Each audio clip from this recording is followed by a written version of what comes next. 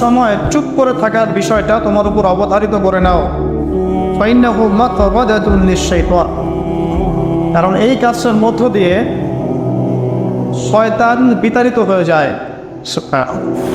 ওয়া আউনুন লাকা আলা আমরি দীনিক, দীর্ঘ সময় চুপ থাকলে তোমার দিনের প্রতিটা কাজ করার ব্যাপারে আল্লাহ তোমাকে সাহায্য করবেন, বা দীর্ঘ নীরবতার ব্যাপারটা দিনের প্রতিটা কাজ করার ক্ষেত্রে তোমাকে সহযোগিতা করবে।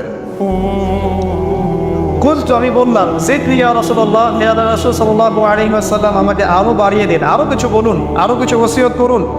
ক্বালা, তিনি বললেন, ইয়াকা ওয়া কাসরাতাদ দাহিক,